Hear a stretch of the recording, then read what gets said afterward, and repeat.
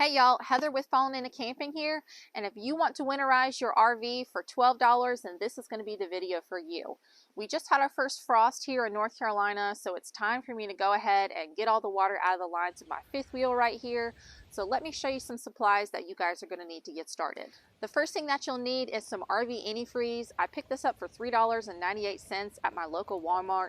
You will also need a blowout plug, which I got from Amazon. That was $8, and I have that linked in my Amazon storefront if you don't have one already. And also a good idea to have an adjustable wrench just in case you need to take off your hot water heater plug or if you have caps on your drain lines. I would also highly suggest cleaning out your black and your gray tanks before you begin. We actually just went camping last weekend, so ours is already clean. I emptied the tanks and then made sure to clean out my black tank really well with the flush. And when we came back, I knew I was ready to go ahead and winterize. Now, the first step in actually draining your lines is to go ahead and open up your low point drain valves. Those are going to be underneath the camper.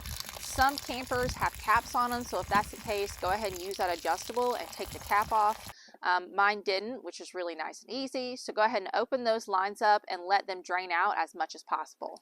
Also, go ahead and drain your hot water heater. You can do this by opening your drain plug. Basically, just use that adjustable, take the drain plug off, and then if you want it to drain a little bit faster, you can use that pressure relief valve and kind of fold it up or press it up, and that will release the pressure and more water will come out. Now, the one that I just showed you is on an old unit that I have. I actually have a tankless water heater where my pressure relief valve is in the back.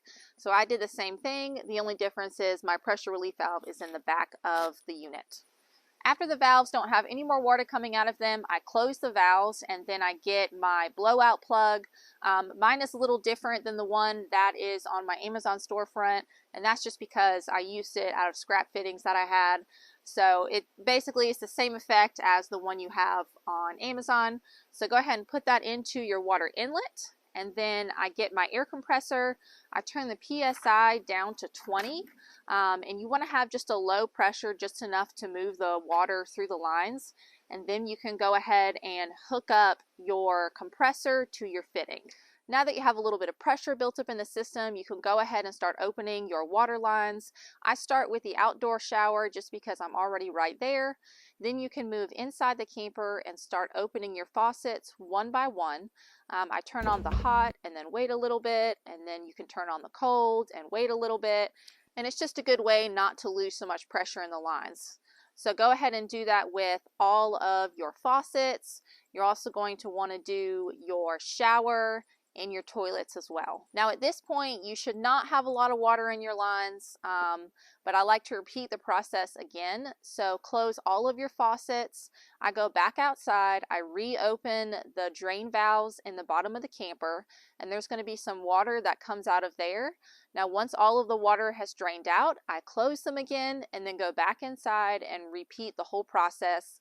Don't forget about your outdoor shower. At that point, you should have a fine mist that comes out, and that's totally okay. You just don't want water pooling up, because as it pools up, it freezes and it expands, which creates the water leaks.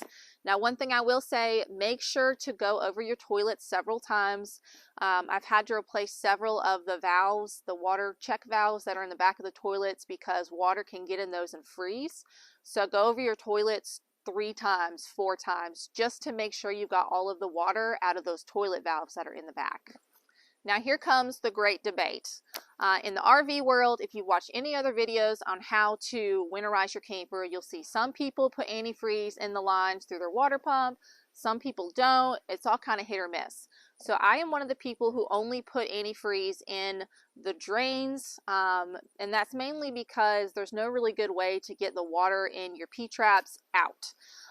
So I put them in all of the faucet or all of the sinks. I put mine in the shower drain. I also put them in the toilets, and that just kind of gives you a little extra protection against freezing in those areas of your trailer.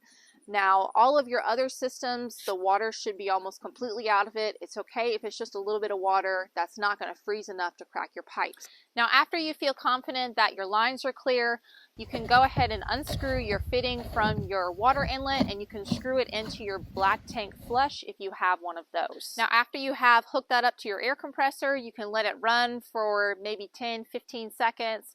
just to kind of put a little pressure on the extra water that might be hanging out in those water lines that clean out your black tank.